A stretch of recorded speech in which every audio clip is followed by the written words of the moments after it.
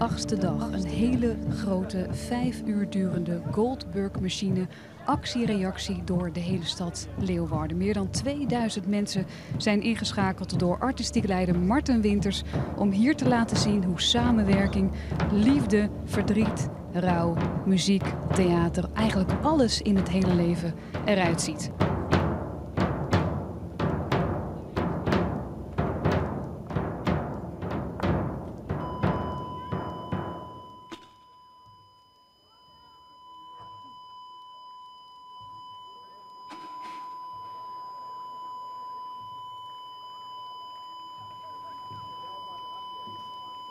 De 8e dag gaat over het hele leven en wat je gaat zien is eigenlijk alle facetten in het leven. Over opgroeien, lachen, verdriet hebben en ontdekken over de invloed die mensen op elkaar hebben. En we beginnen met Zwarte Rook, met het symbolische einde van het mensenleven. En daarna zullen wij in allerlei verschillende schakels door het leven heen gaan. Dwars door elkaar, een blender van wat je in het leven tegenkomt.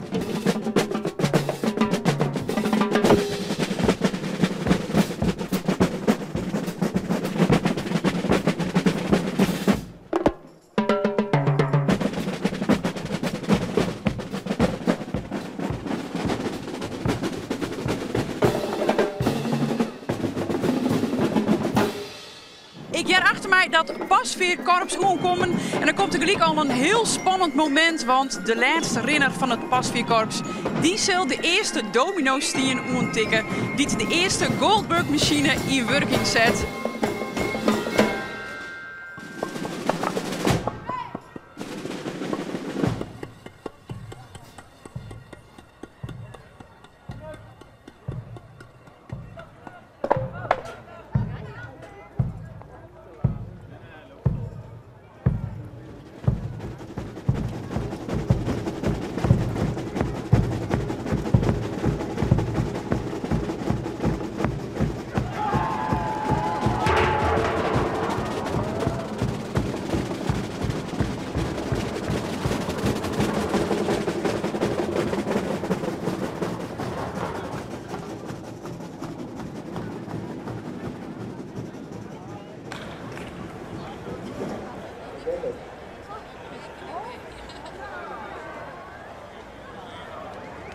Oké, dan komt u de publiek. Kijk eens eventjes, met groot spektakel rijdt die grote publiekstrekker. Kijk eens even, met cheerleaders en pompons. Zoals gezegd, een grote knipoog naar dat alles groot en meeslepend moet. Nou, dat is goed ingevuld door het artistieke team. Over die trekker die is ter beschikking gesteld door Task Force One. Dat is een leerbedrijf voor mensen met een hele grote afstand tot de arbeidsmarkt. En een mooi verhaal daaraan gelinkt. Wat voor ons, wat voor iedereen wellicht als heel gewoon klinkt. Een baan, meedoen, dat is voor sommigen heel groots en spectaculair. En zulke verhalen ga je vandaag nog veel vaker horen. Kijk eens eventjes.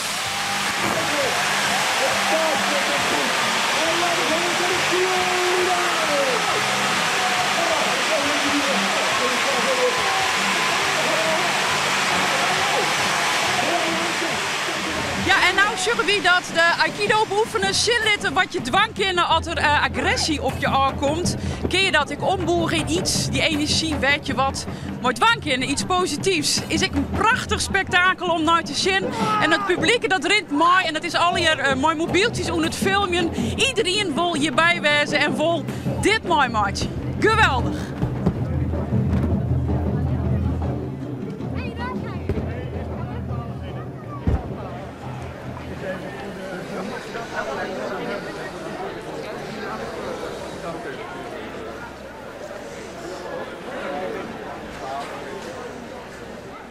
Sanje is lekker. Jamai is een te gekke pony. Nanne knipt de nagels bij een eindje. De taalspoor komt uit de Sony. En de volgende skekel ziet ik al kleer, de volgende actie-reactie. Ik zie hier naast Louise en misschien kun je even chillen hoe lang hier Louise nou het. Ja, dat bent wel hele mooie vlechten, maar ze gaan er zo meteen af, hè? Ja, spannend. De actie-reactie, gedachte hierachter is wel dat jullie haar gaan doneren, hè?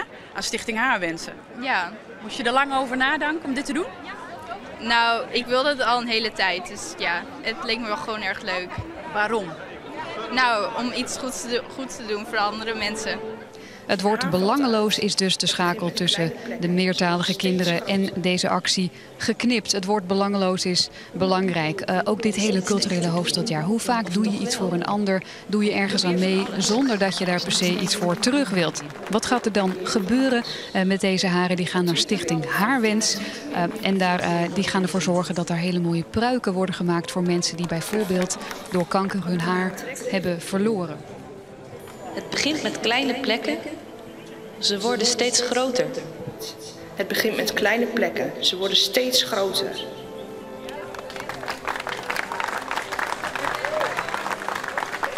En wat we horen zijn quotes van patiënten die dus moeten leven zonder haar of die steeds kaler worden.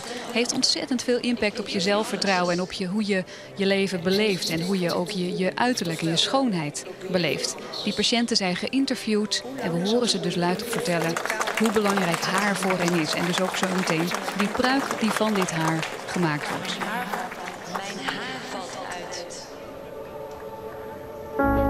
Gender staat voor de gedrags- en identiteitsaspecten van seks, ter onderscheiding van lichamelijke en biologische aspecten.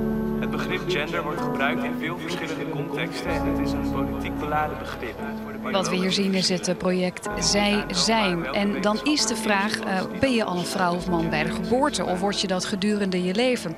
Iedereen denkt daar verschillend over. Maar waar we het over eens zijn is dat we met het winnen van de titel Culturele Hoofdstad ons ook hebben gecommitteerd, hebben toegezegd dat we van Mieskip naar Ieper Mieskip gaan. Ben we werkelijk een groep mailkoor en kan elke niet wijzen waar at er wol. Is gender een hype?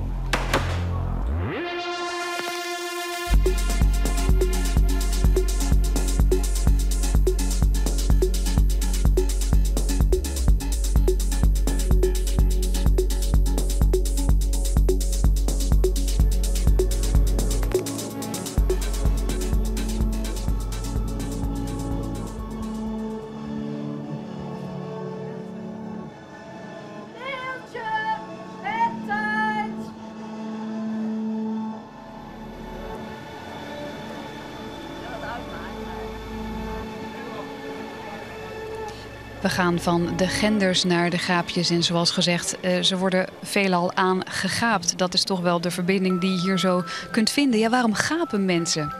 Is het een teken van vermoeidheid, verveling, een uitnodiging tot seks, een sociaal fenomeen waarbij we onze empathie tonen? Het is in ieder geval super aanstekelijk. Alleen al dit deuntje wat je hoort, ik denk dat vele vaders, moeders, oppassers dit geluid herkennen.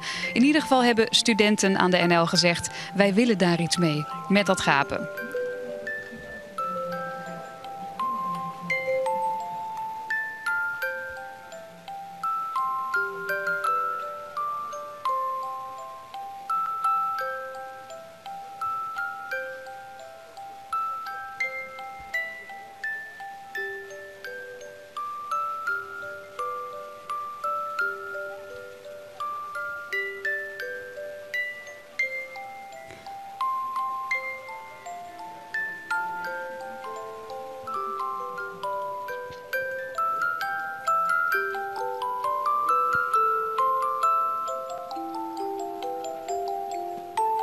En zoals het bij een Goldberg-machine betaamt, staat inderdaad dat bed weer in verbinding met de vrije bouwzone. Want ook daar wordt een Goldberg-machine gebouwd. Frisian Design Factory, de studenten daarvan maken samen met bouwmeester Victor een Goldberg-machine in het klein.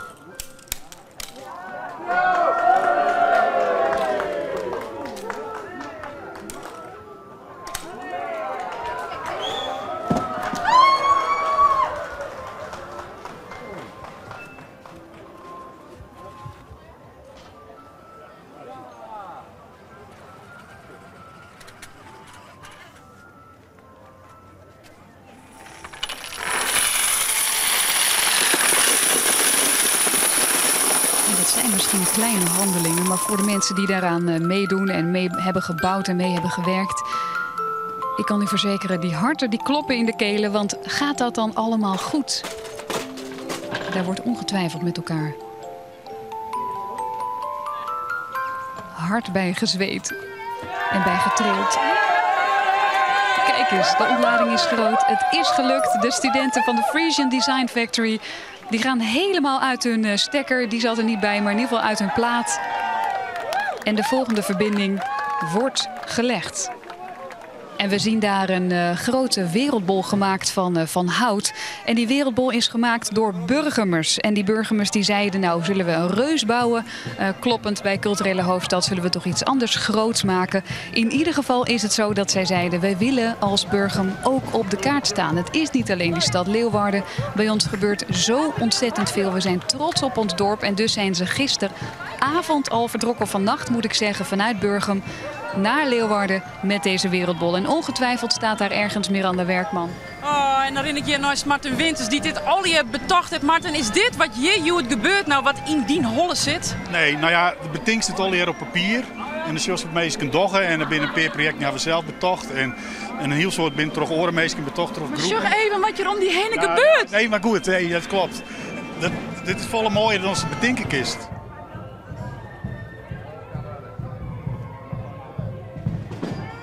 We gaan zo meteen naar de volgende schakel.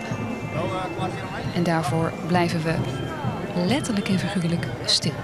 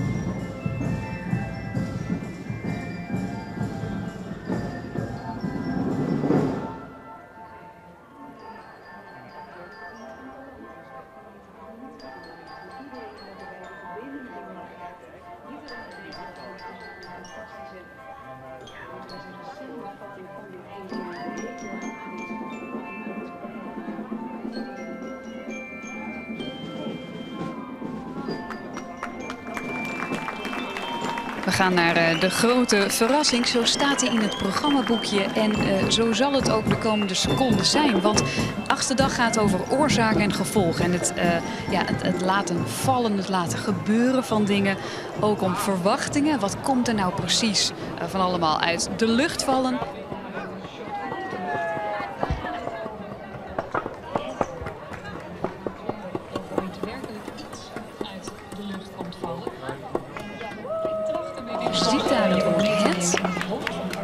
En komt het dan uit de lucht vallen?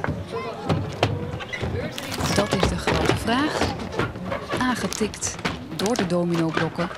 Of valt het in het water? Want we zien daar ineens ook een zwembad onder.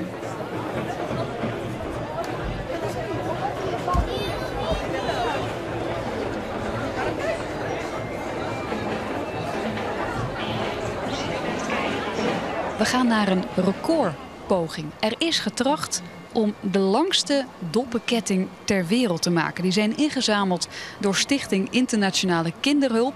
Een enorme klus met een enorme voorbereiding. Ja, we staan aan de achterkant van de Oldenhoven en ze hebben hier bezocht om die doppenketting omheen te krijgen. Maar wat gebeurde daar? Ja, ik denk dat de knopen, hij is brutsen. Dit is de schakel werd het op misgong. Ja, klopt. Ja, hij had het net houden. Nou, ik denk omdat hij nou die ronde en dat het schuurt. Hij is gewoon stikken schuurt. Zo nou vallen hier nog wat dapper naar onder, ja. Maar oké, de recordpoging is net slagen. Hier net. Dat is spietig. Maar wel voor het Guinness Book of Records. Die poging hebben we wel heller. Hoe, leg eens uit? Nou, dit is begonnen als idee voor het Guinness Book of Records om de langste doppelketting van de wereld te maken. En die hebben we maken, want we hebben meer dan 260.000 doppen onderregen. Dus die recordpoging die is gewoon slagen? Die is gewoon slagen. En het laatste eindje, dat is dan? Ja, nou ja, dat is dan net oors. Die is echt slagen, want het laat je. Dus voor u is het slagen. En zo zie je dat de kinderen van de doppenketting, dat die verbonden worden aan C. van Been. En zij hebben een voorstelling voorbereid over de aantrekkingskracht en het gevaar van water.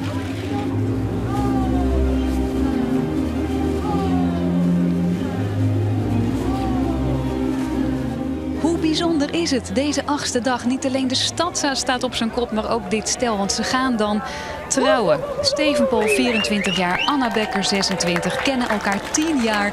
En vandaag gaat het dan beginnen.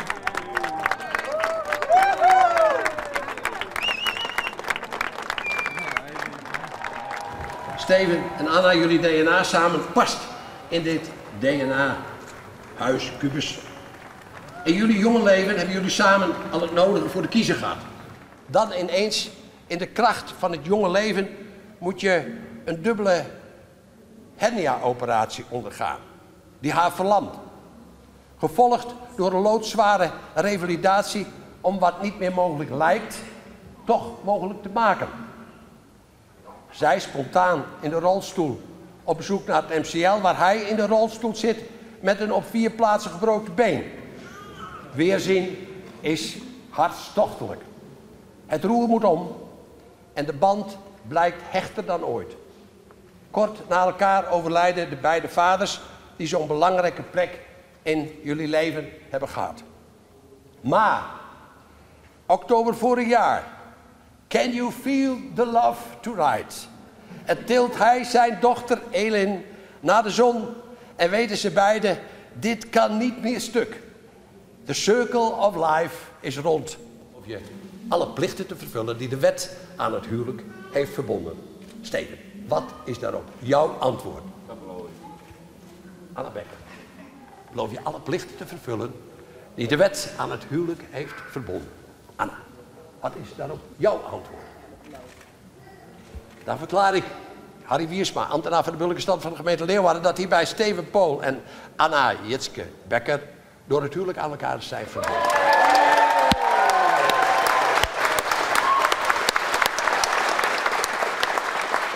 Emotionele, bijzondere schakel in de 8e dag. En dat nog veel dagen mag duren, veel langer dan 8. Mooi gezicht.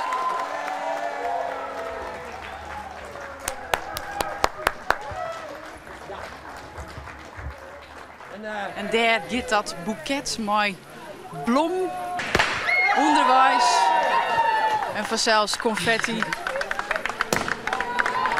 34 sportvissers staan er klaar met bamboehengels. Die lijnen aan die hengels die zijn verbonden met planken die in het water liggen. En die vormen gezamenlijk een brug. En nou misschien zo emotioneel en zo bijzonder als dat huwelijk was, zo spannend is dit onderdeel. Want gaat het dan werkelijk lukken om met al die bamboehengels die planken werkelijk zodanig de lucht in te houden dat daar iemand overheen kan?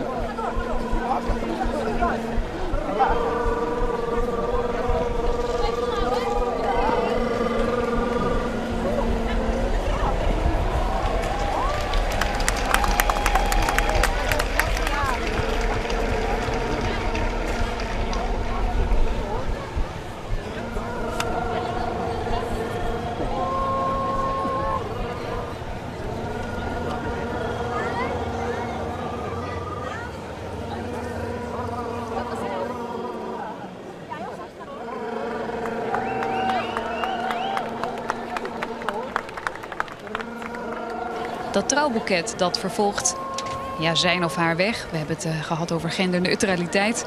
De weg in ieder geval naar dus de volgende schakel op het Mata-Hari-plein.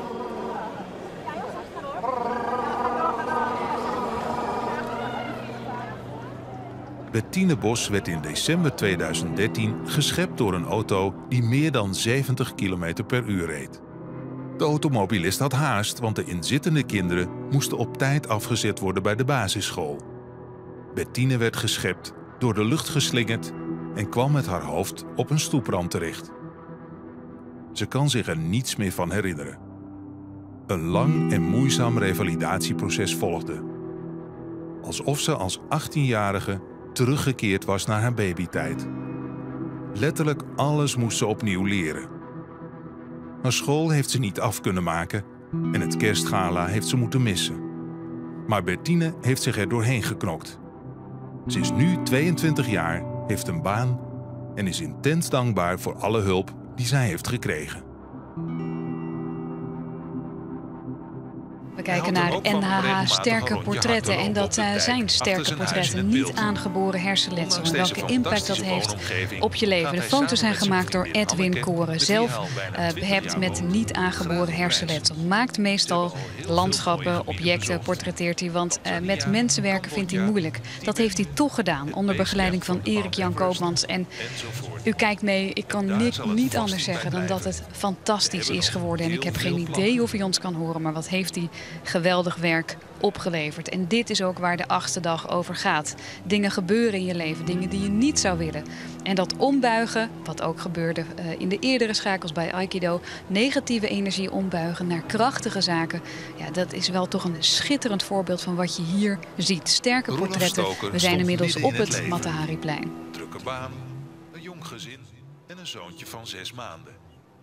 Eind 2016 kreeg hij zomaar ineens hoofdpijn. We gaan nu naar Neushoorn, naar Labyrinth, daar waar kinderen hun weg gaan vinden met behulp van jeugdhulp. En daar waar een grote muzikale verrassing staat te wachten.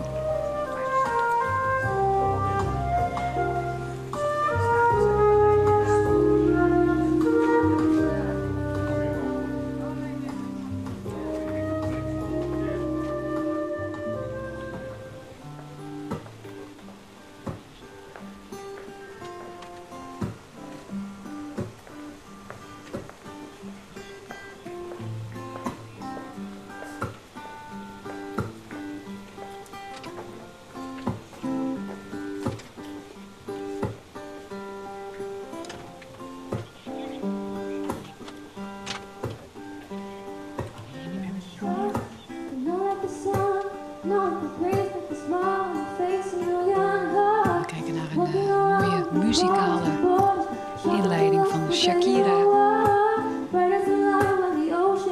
Optredend in Neushoorn voor de kinderen die morgen meedoen aan het Labyrinth van de jeugdhulp.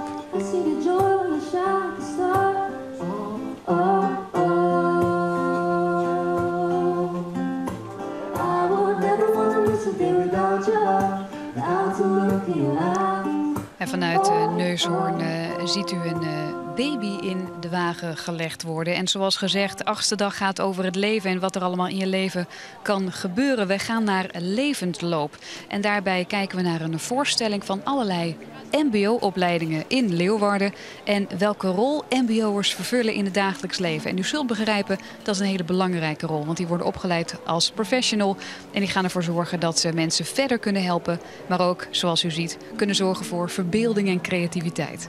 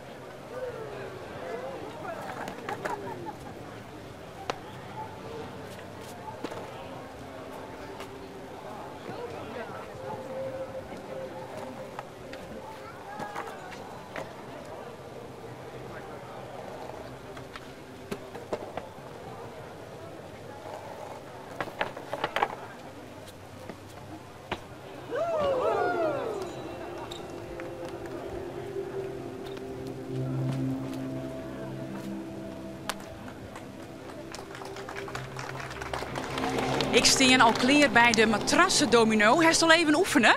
Nee. Nee, ligt hij gewoon achterover vallen? Ja. Ja, dat is de bedoeling bij Matrassen Domino. Hè? En dat klinkt natuurlijk heel grappig en hilarisch. En dat is het ik wel. Maar de ondertoon is wel heel serieus. Want op Gon Matrassen staan ik cijfers. Cijfers van hoeveel mensen op de vlecht binnen. Hoeveel mensen skaten binnen. En hoeveel banen op mijn maatje. Hoeveel jongeren op het dak leers binnen. En dat is natuurlijk de achterliggende gedachte van dit onderdeel van de 8e dag.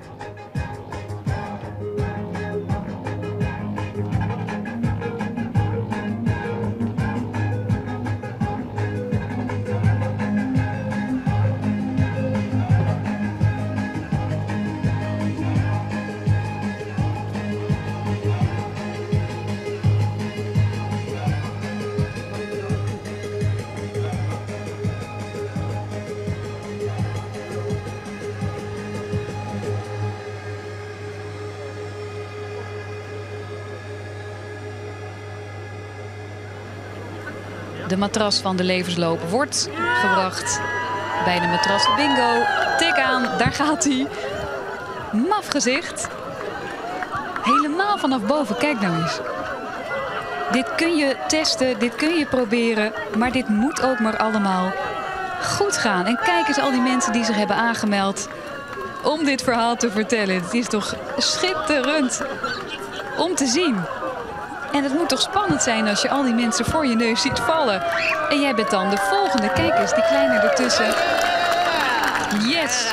Ik was bezig om advocaat te worden, naar de universiteit te gaan. Ik was zeg maar een lijn en die lijn gaat naar de andere kant. Dat wou ik niet. Maar dat gaat alles van mijn leeftijd, van mijn tijd, jaren. Nee, niet? Ja, dat vind ik, ja. Ja, ben je jaren kwijtgeraakt. Ja. Hey, doe je, mazzel. Later, thanks voor je hulp, hè. Doei. En wat je hoort zijn de verhalen van mensen die niet dat vanzelfsprekende thuisgevoel hebben. Die matrassen die staan symbool voor geborgenheid, voor een thuis. Op die matrassen gebeurt van alles, dat kunt u raden. Geboortes, een slaapplek vinden, geborgenheid. Maar als dat niet gebeurt, ja, dan is je leven dus niet veilig en zeker. En dat verhaal wordt verteld middels deze Matrassen Bingo. We gaan naar het volgende blok matrassen dat valt. Al die mensen die zich hebben aangemeld. Omdat ze zeiden, inderdaad, wij hebben het getroffen. We komen uit een warm nest. Maar lang niet iedereen. Ja, dit blijft, ik kan hier uren naar kijken. Dit blijft een schitterend beeld. Al die matrassen door de straten van Leeuwarden. Ik vind het raar dat als ik naar een andere universiteit ga, waarom is het dan? Ik ben nou op een punt waarvan ik zeg van, wauw, better than ever. En dan gaan we van de ene domino naar de andere. We hebben hier te maken met magneetdomino. En nog even goed om te zeggen, Pieter Jelles, scholengemeenschap, de leerlingen daarvan, die hebben dit hele ding gemaakt, deze hele installatie. Het ziet er heel logisch uit, maar het is dus gemaakt met allerlei soorten magneten. Aantrekken, afstoten. Ook daarvan zou je kunnen zeggen, het gebeurt in dagelijks leven. Kijk eens, en het de ontlading is groot. Dat wij dus nou ik verpleegd kennen, want wij wolven zelfs gauw, bij de volgende verbinding wijzen. Dat is het feest de Gibby.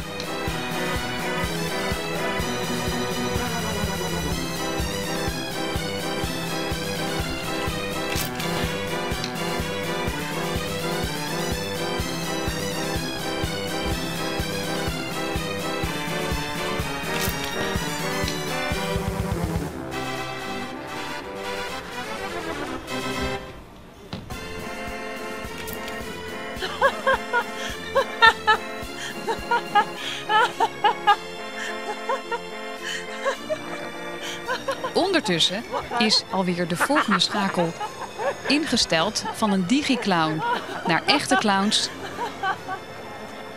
En dan gaan we even kijken wat daar dan precies gebeurt. Ze tikken elkaar aan.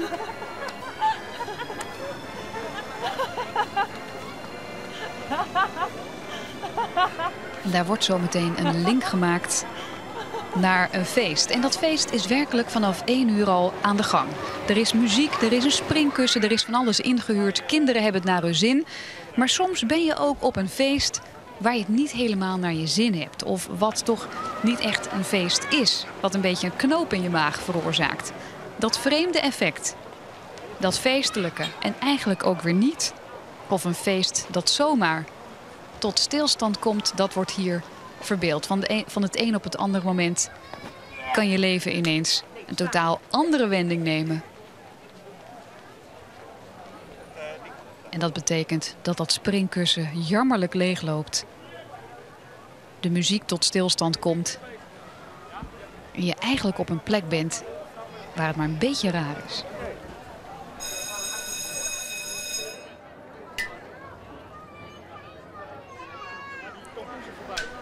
En zo zit ik hier in op een draaimolen tussen de clowns die hier kleestien mooi wetter op een feest. Zo'n feest waarvan je denkt kennen van ja, viel ik me hier wel helemaal thuis. Of een feest wat soms in daar stilstaan komt. Ja, dat heb je al jaren wel eens, denk ik. Dat je net helemaal lekker erbij vielen. En het is wel heel gek, want iedereen shut nou ik naar mij. Kijk. En ik wacht maar gewoon af wat hier gebeuren gaat. En de verbinding wordt gelegd. En zij leggen de link tussen het volgende onderdeel van de 8e dag, namelijk de beestenrace. Wij, de mensen, hebben altijd impact op het leven van beesten, in dit geval koeien. Nu zijn zij de baas. Het is andersom. Zij bepalen het lot van mensen die zich hebben opgegeven vanuit het publiek in die beestenrace. Dat kan harder! Dit is een beestenrace en dit zou eigenlijk een soort race zijn waarin een koe in één hok zou lopen. Nu is de koe alleen helaas, ja, die kon niet komen. Maar gelukkig heb ik hier Michael aan mijn zijde, die kan ontzettend goed een koe nadoen. Daar komen we een heel eind mee, geloof ik. En we hebben daar ook nog iemand staan in een schitterend koeienpak. Net echt. Applaus voor onze koe. De koe draagt ditmaal de naam Vert. Vonden we wel toepasselijk, leuk. Ja, dit is natuurlijk ooit bedacht door Fred Oster, maar die tijd hebben we gehad. Het is nu de Vertrace. Het is de Vertrace inderdaad, van Fred naar Vert. Applausje voor Jaap Bakker! Op het einde van de beestenrace daar staan 2 poortjes. We hebben poortje 1 en poortje 2. Poortje 1 is gunstig. Als u daar een touwtje trekt, wint u een prijs. Namelijk een 4 gangen diner. In een restaurant waar koeien ook graag komen. Bij poortje 2 krijgt u een emmer stront over u heen. Nee hè? Dat dacht ik. We laten zo deze koe vrij hier. Die koe die ziet alleen niks. Die hoort wel een beetje. U mag die koe aanmoedigen en keihard roepen richting het juiste poortje. Ben je er klaar voor, koe? Moe. Nou, dat klinkt goed. 5, 4, 3, 2, 1, go! Oké, aanmoedigen dan, hè? En daarmee is de beestenrace gestart. Een van de schakels van de 8e dag. Ja, waar je naar zit te kijken. De grote actie-reactieketting dwars door Leeuwarden. 5 uren lang. Dit zou met een echte koe. Maar goed, we zijn diervriendelijk. Dus Martin Winters heeft besloten dat dat toch iemand in een pak is. Ook aan de kant, hè? Help Fred mee de goede kant op te gaan. Vert naar rechts. Wordt het de bakstront?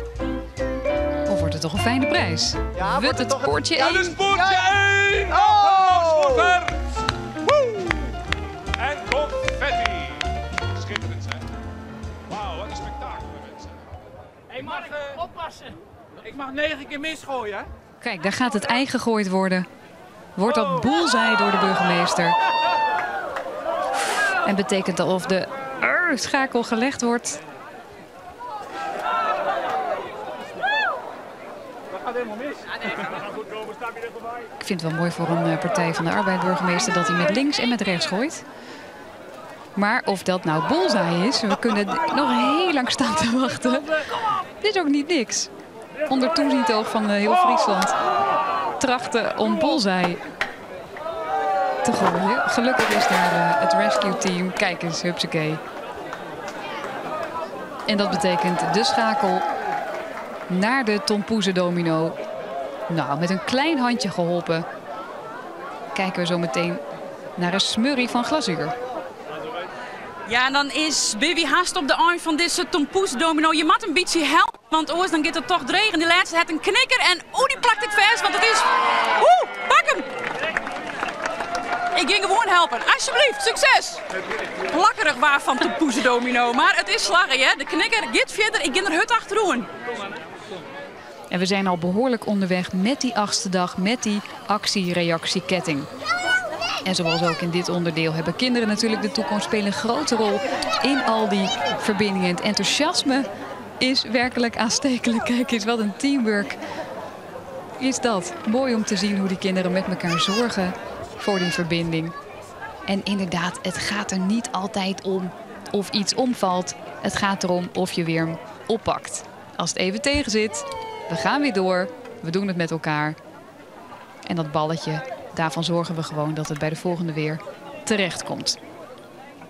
We zijn culturele hoofdstad geworden, niet alleen omdat we zo ontzettend goed zijn in allerlei culturele manifestaties zoals deze, maar ook omdat we daarmee een boost geven aan de Friese economie. En dat doen we op zijn Fries, namelijk alles heeft waarde. We hergebruiken weer gewoon dingen die waarde hebben, zoals je hier ook ziet, inderdaad in dit onderdeel. Estafette, gedaan door Omrin. Het gaat fout zo hoor. Toe, kom. Louis, alles wordt hij goed doorgegeven. Pak hem nou niet. Pak hem nou. Kom maar, assisteren. Ja, natuurlijk. Dit wordt heel lastig zo. Ja, kijk eens aan, daar gaat het dienblad. Vrijwilligers gezocht. Spullen door. Vrijwilligers gezocht. De estafette. Geef je spullen door die u niet meer gebruikt bij de estafette. Wat was je nou mooi berikken? Wat moet al deze mensen nou aanstaan naar huis nemen? Nou ja, ik denk dat een soort mensen ik wat verschillend schoen hebben. Dus net iedereen hetzelfde schoen. Het is hartstikke druk. Dus er zullen mensen wezen met verhalen over mensen met hersenletsel. Dat wie bij het Matahariplein, dat wie heel mooi en heftig. En horen mensen zeggen, ja, ze krijgen een co-ratio met Vert Kronen. Ja. Oh, en dan gaat die hoen. Wat een mooi gezicht. Yeah. Zie dan. Ja, prachtig. Nou, dan gaan we. Ja. En ze gaat door de tunnel. Ja. Oh, let het op zijn baasje. Kijk, dat doe ik ook. Wij gaan terug. Ik neem hem mooi. Wij gaan terug. Daar gaan we. Ik weet niet hoe deze hindernis heet, maar hij moet er ja, waar we naar kijken is inderdaad de hondenrace. Misschien zat je vroeger ook altijd met een bakje nibbits voor de televisie. De Natte Neuzenshow. Kinologenclub Leeuwarden die laat zien waar honden toe in staat zijn. Slimme dieren. Ja, het is ook een Friese hond. Het gaat niet alleen over mensen vandaag. En doe dit thuis niet, maar ook dames over en heren. welke rol honden kunnen spelen. Ja, tenzij je heel snel van de keuken naar de woonkamer in de samenleving. Ja. En dat die toch tot van alles toe in staat zijn. Dan gaan we een beetje parmantig zitten.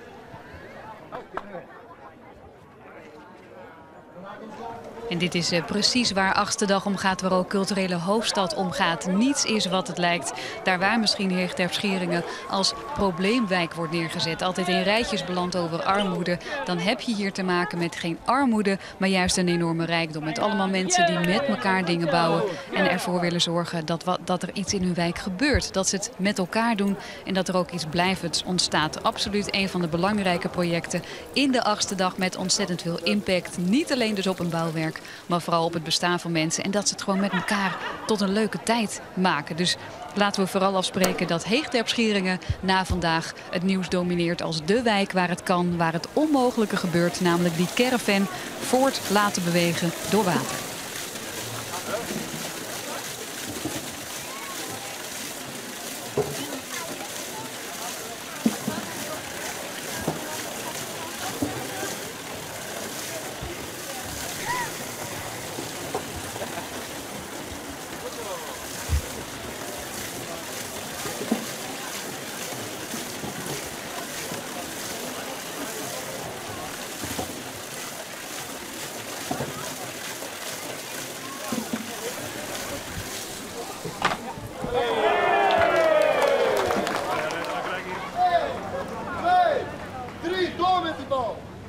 Kijk eens, en hier komt het volgende onderdeel.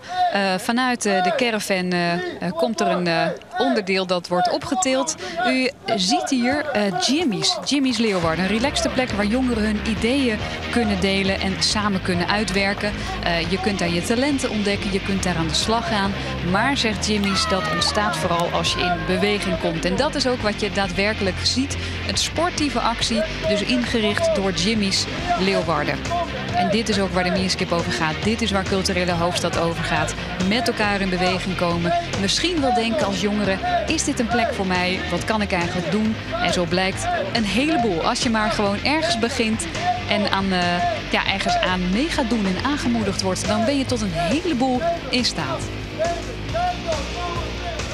En wat je daar op de rug ziet van een van de jongeren van Jimmy's is een zak aardappelen. En die zak aardappelen die weegt er natuurlijk behoorlijk in. Dat is natuurlijk om lekkere spieren te kweken. Maar met die aardappelen gaat ook van alles gebeuren. We belanden in de volgende schakel. Ja, ik sta je klaar bij het drankmarkt. Wat met Jim dadelijk precies doen, dames? Je hebt me wel een destilleren van het mixen wat maken van de jetpols. En ik ga straks de fles vullen. En dan gaat de fles terug naar het volgende ding straks.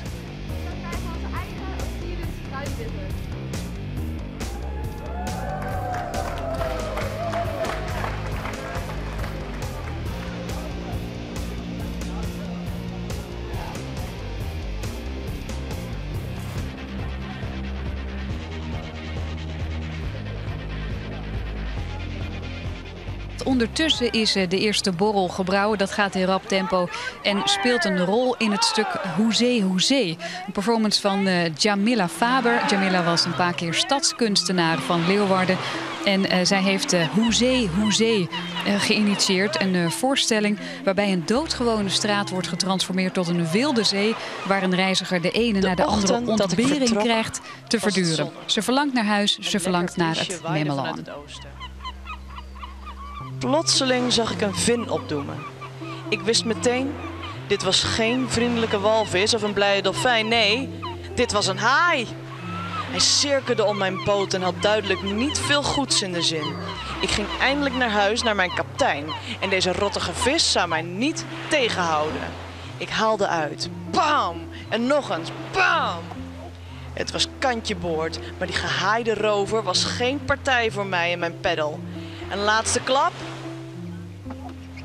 Ja, deze stad die staat vandaag werkelijk op zijn kop. Niet alleen het provinciehuis, daar waar normaal ambtenaren rustig met hun koffers en tassen met stukken heen en weer lopen. En die nu een maatje zijn voor kinderen met een beperking uit 3 dagcentra die daar zometeen mogen genieten van allerlei activiteiten en muziek. En er ook al hebben genoten van alles. Ze zijn dus in die zin dienend tot en met aan de Meerskip. Dienend aan die kinderen die niet een beperking hebben, maar ik zou zeggen een extra zintuig om te genieten van al het moois wat hen geboden wordt. Absoluut mooi om te zien hoe ze echt met alle egards worden ontvangen, deze kinderen. Dank voor het bootspektakel. Dan gaan we nu door naar de golfers. De golfers, applaus voor de golfers. Yes. Ja. Waar zijn de golfers? Even voor iedereen. De golfers zijn er niet. Ik weet niet of we met pensioen zijn of waar ze zijn, maar ze zijn er niet. Ze zijn er niet. Vakantie, denk je. Dus Jurgen? Nee, iedereen mag helpen. We hebben hier een tigtal van ballen. En die moeten door de dromenvanger achter de caravan. Ik zou zeggen, pak een stikkie, vul je zakken met ballen en let's go! En zo krijgt de titel Golf van Verbazing een andere connotatie als je dan verbaasd bent dat een onderdeel niet is komen opdagen. Ja, het zijn er echt heel veel. Goed zo. Hoppa.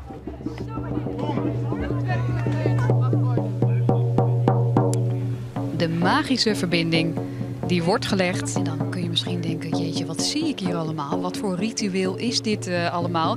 Nou, dit is een sjamaan en die verbeeldt ook dat er verhalen worden opgehaald. Dat je verhalen mag delen. Eigenlijk super praktisch. Dus misschien staan we altijd te boeken als nuchtere Friezen. Maar wat we eigenlijk doen en wat we gemeen hebben met die sjamaan, is dat we voor elkaar openstaan en verhalen ophalen. Dus als de kinderen de briefjes brengen, dan wil ik je uitnodigen om de droom die je hier koestert in je hart, om dat hier wakker te maken. En dat wat je hier eigenlijk ziet, je zou kunnen zeggen dat de droom van Martin Winters, artistiek leider, ook vandaag werkelijkheid geworden is. Zoals gezegd, in 2014 gaf hij aan bij het team van 2018, ik zou iets willen waarbij heel veel mensen samenwerken, waarbij we een grote kettingreactie veroorzaken. Dan kun je vol vertrouwen zeggen als team, nou laten we dat doen. dat is ook gebeurd. Er is ontzettend hard gewerkt de afgelopen jaren. Met dat hele team, met een heleboel vrijwilligers. En er zijn nogal wat dromen waargemaakt. Want dat is dan 1 droom van 1 man. Maar ondertussen zijn er sociale contacten gelegd. Zijn er vriendschappen gebouwd. Zijn er allemaal verhalen ontstaan. Dus misschien wat minder zalvend dan je zou denken. Heel praktisch. Mensen vinden elkaar. En mensen denken het is onmogelijk, maar we gaan het mogelijk maken. En dat is wat je vandaag ook ziet.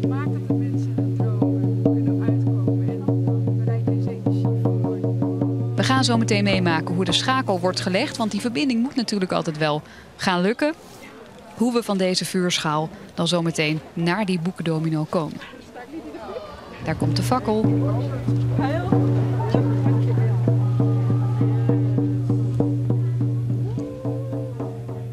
Ik heb menige opening gezien van de Olympische Spelen, maar ik vind dit eigenlijk stukken leuker, moet ik u zeggen.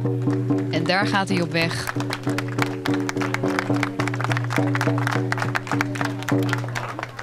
Een stapel boeken staat opgesteld. En ik neem u even mee in de records van dat boekendomino. In 2013 in het Antwerpse boekenbeursgebouw. 4845 boeken. 5000 boeken daarna in Polen. Nederlands record 5690.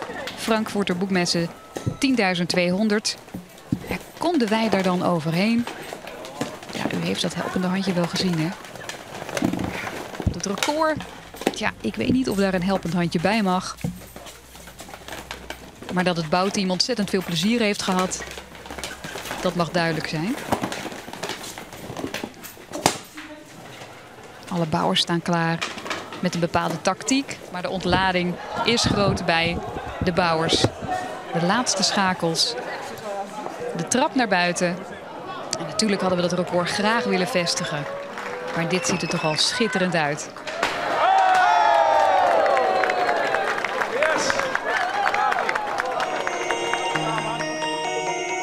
Het rad van verandering. Mensen met elkaar in gesprek bij 8 grote houten tandwielen. En wij worden daar gewezen op het IAG-reflectiemodel. UC, ik zou net weten wat dat ik in het Fries wezen zou. Maar dat reflectiemodel gaat erover hoe je gezinnen in gang zet. In een blijvende verandering. En dat is geïnitieerd door studenten van de NHL. Die gezinnen helpen om die verandering te bewerkstelligen. En ik werk met gezinnen. En ik wil dat elk kind een goed gezin heeft, een goed thuis heeft en houdt. Wij als gezin weten het zelf. Ik heb al 2 kinderen opgevoed. Je kunt het ook aan ons vragen. Wij hebben ook een stem. En inderdaad, zoals dit verhaal vertelt, deze performance kan ik toch wel zeggen. Verbeelding van het model. Jullie praten Vaak met elkaar. weten mensen best wat ze willen. Het is het begin van een verandering. Kom, laten we het verder vertellen. Een high five wordt gegeven. We gaan naar de waterstraal. Aan de andere kant op de Zuidergrachtwal staat ook dat kanon. En we kunnen nou goed zien. Yes! Hoe die stralen. Ja. Elkaar raken en daarmee de verbinding vormen voor het vervolg van de route.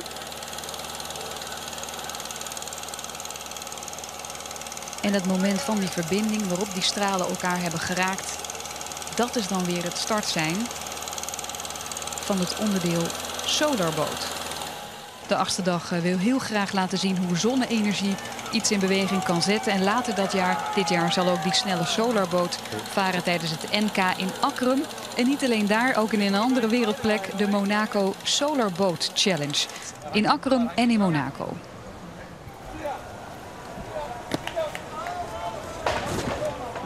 En intussen in beeld, denk niet, daar gaat iets gigantisch mis. Maar hier staan bouwwerken bij de Mercuriusfontein.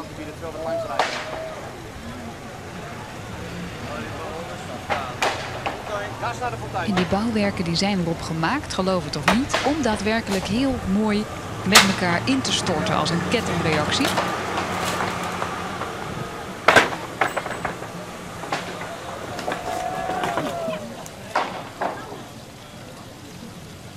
En het vergt nog best wel wat rekenwerk om iets gecontroleerd in elkaar te laten storten. Wij gaan gauw terug naar het volgende onderdeel, want dit maakt je gewoon shit.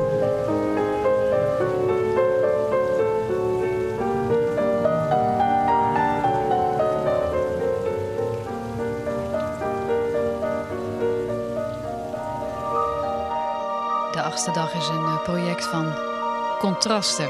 We zien het menselijk lichaam in allerlei mooie bochten, gewrongen in mooie dansbewegingen. De sierlijkheid. Het lichaam als instrument, als mooie lenige machine. En dat in contrast met die grote, echte machine, de F-16. Deze gedurfde schakel is een idee van de vliegbasis Leeuwarden en het team van de 8e dag. En ze zeiden, we vinden het mooi om te laten zien die onvermijdelijke contrasten die het leven met zich meebrengt. Kracht versus kwetsbaarheid, groot tegenover klein.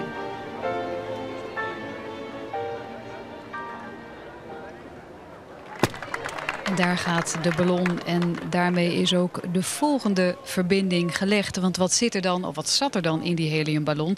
Een stuk papier, het procesverbaal dat in de volgende schakel gebruikt zal worden.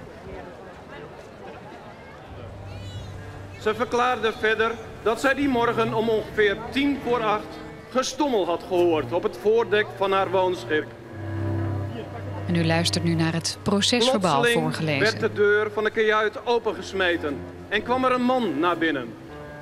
De man maakte een gehaaste, opgefokte indruk. Mevrouw de Zwart schrok, werd boos en pakte de pook van tafel. Met de pook in de hand is zij op de man afgegaan om hem weg te jagen. Zij heeft hem daarbij meerdere malen met kracht met deze pook geslagen. De man werd geraakt in zijn gezicht en op zijn hoofd. En hoe gaat dat nou verder? Een hele bijzondere zaak, als je dat zou zeggen, hier op het wetter in Lauwert. Hans Anker, Wim Anker, moet ik zeggen, die zit al klaar. Die zal dagelijks de verdediging van deze vrouw op hem nemen. En dan is natuurlijk de vraag, ja, mooie suksdwan of net? Waarom doen jullie hier aan mee op deze manier? Rechtspraak maakt onderdeel uit van de gemeenschap. Eigenlijk is dat het meest simpele antwoord. En wat willen jullie graag het publiek laten meemaken? Hoe een kleine rechtszaak verloopt hier in Leeuwarden.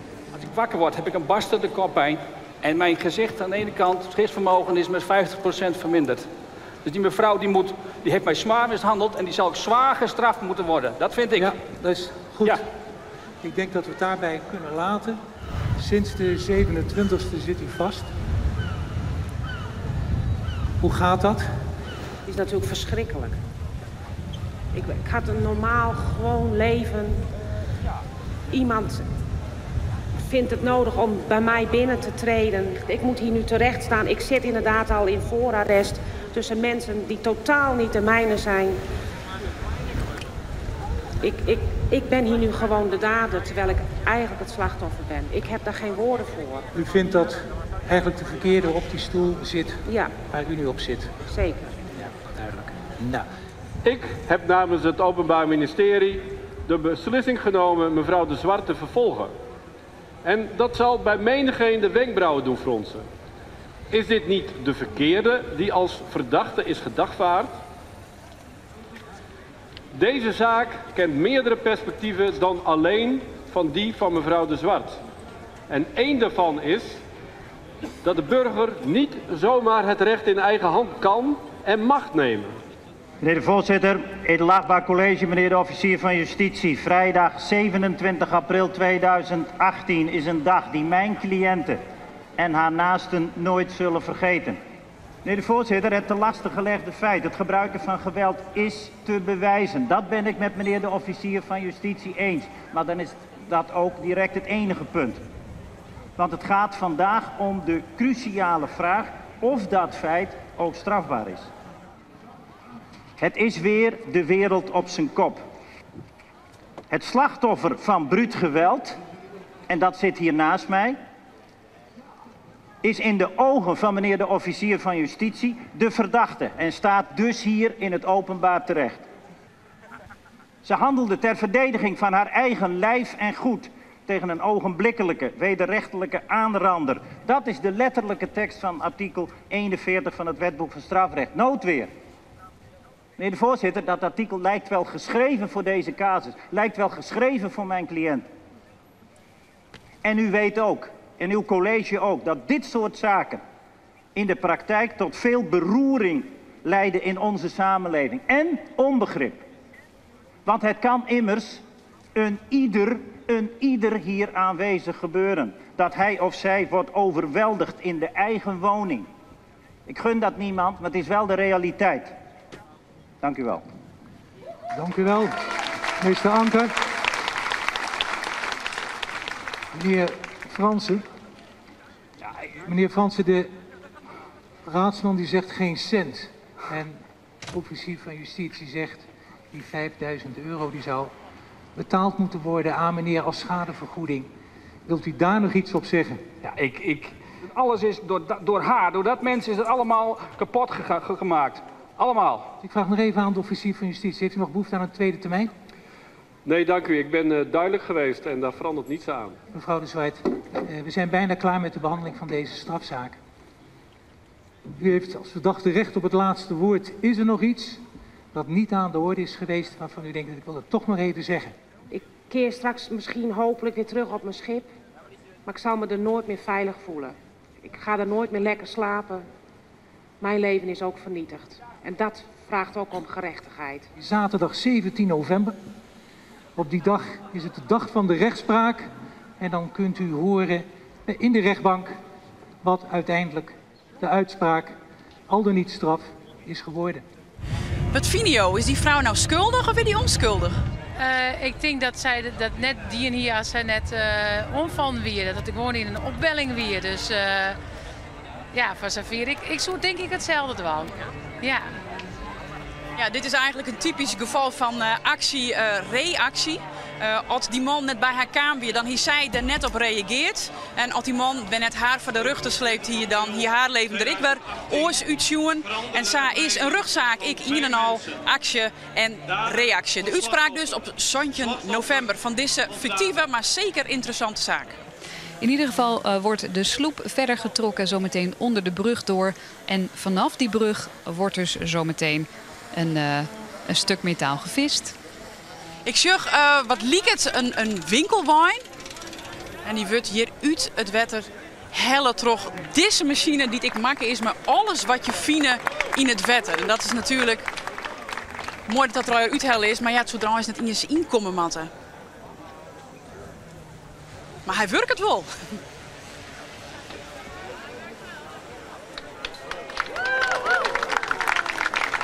En daar is applaus voor. Want ik deze skekel slaat. Wij zijn bijna aan het einde gekomen van de 8e dag. Aan die actie-reactie-ketting door de hele stad. En ja, het is indrukwekkend om te zien wat al die mensen voor elkaar hebben gekregen.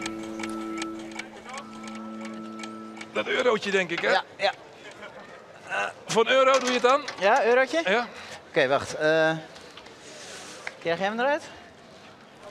En wat er gaat gebeuren is dat er ergens een heel klein zaadje moet worden geplant. Natuurlijk om daarmee ook aan te geven dat vandaag misschien dan bijna klaar is. Maar dat er nog veel meer gaat gebeuren. Er wordt geapplaudisseerd. En ik weet niet of ik nog over dat applaus heen te horen ben. Maar het is gelukt. Die 8e dag die zit er bijna op. Al die bouwwerken, al die actiereacties, die zijn geslaagd. Ja, wie prachtig. En het ging hier zoals ik hoopte hier van het in in het oor. He, dus van hele serieuze dingen naar een totaal debiel, totaal ontroerend. Ja, nou ja, prachtig. Dat kan je net verzinnen als je nog even nog meer ja. Dit is advies en het wollen, dan flikken ze het, hè? Dit is toch wel advies dat slaagt. Ja, misschien wel. Ja, ik ben echt heel nuchter, als wist. Dus ja, maar het is gewoon, ja, dat roept me gewoon. Ja, vind ik prachtig. En daarom is ik een eindekaam haast om deze uitsturing. Hoe voelt u deze dag, Miranda?